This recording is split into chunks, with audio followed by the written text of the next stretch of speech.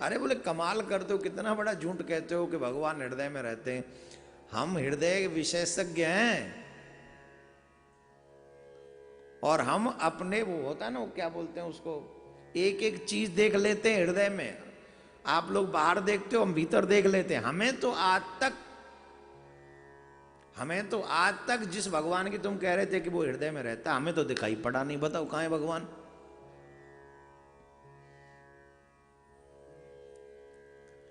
संयोग से उसी समय, वैसे उन्होंने कहा संत जी ने कि देखो तो अभी तुम डॉक्टर हो, हम तुम्हारे मरीज हैं, तो अभी हम तुमको नहीं बताएंगे, कभी आओगे फुर्सत में तो बताएंगे। उसी समय साधु महाराज की वो रक्त की रिपोर्ट आ गई, और जब वो रिपोर्ट आई तो उस रिपोर्ट में ये नेगेटिव है, ये पॉजिटिव है, ये सब बताने लगे। तो महात्मा जी ने कहा हमारे रक्त में भी ये सब चीजें हैं, ये कीटाणु जो बता रहे हैं आप। बोले हाँ है। बोले हमने तो जीवन भर कुछ खाया ही नहीं उल्टा सीधा, हम तो सात्विक आदमी हैं।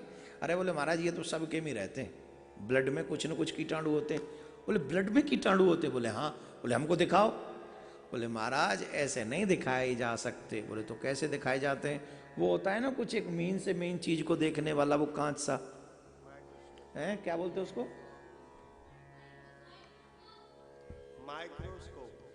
माइक्रोस्कोप। हाँ माइक्रोस्कोप, जो भी होता है, मैंने अभी बोला नहीं तो मुंह से शायद नहीं निकले, आप तो समझ ही गए होंगे।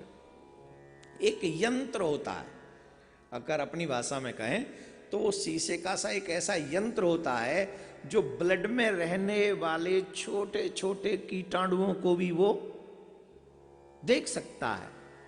बोले महाराज जब तक वो यंत्र आप प्रयोग नहीं करेंगे तब तक वो छोटे छोटे जो सबके ब्लड में कीटाणु हैं उनको देखा नहीं जा सकता।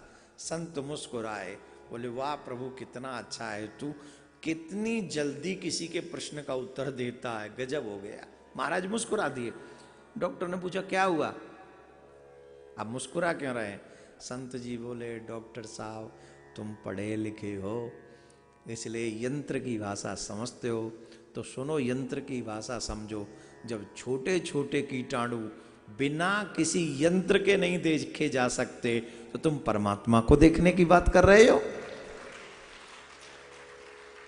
तुम्हारे ही ब्लड में छोटे छोटे कीटाणु हैं जिन्हें देखने के लिए एक यंत्र की आवश्यकता आपको पड़ती है, और वो दिख जाते हैं।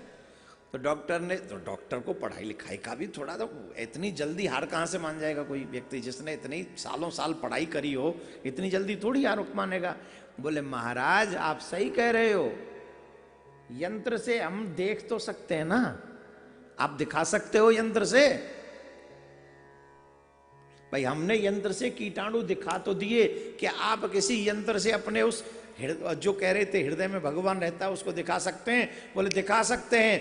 तुम ब्लड में रहने वाले कीटाणुओं को यंत्र से देखते हो और हम हृदय में रहने वाले परमात्मा को मंत्र से देखते हैं।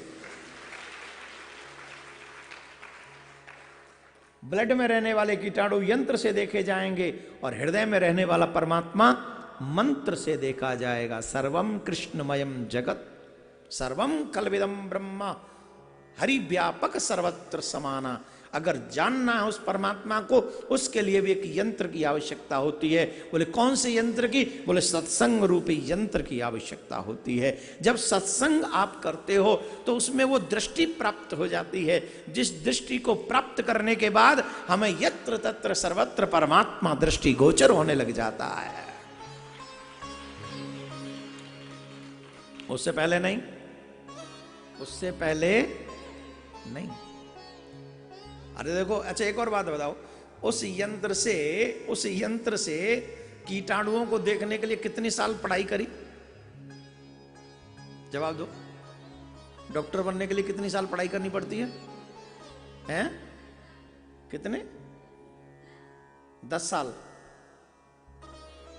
10-12 तो 12 तो वैसे ही पास करना, फिर उसके बाद ये करना, उसके बाद फिर, अरे बहुत समय लगता है। 10 साल में कोई डॉक्टर बने? आधी जिंदगी निकल जाए डॉक्टर बनने में। और वो भी क्या कर रहे हैं, प्रैक्टिस ही कर रहे हैं, परफेक्ट नहीं होता कोई।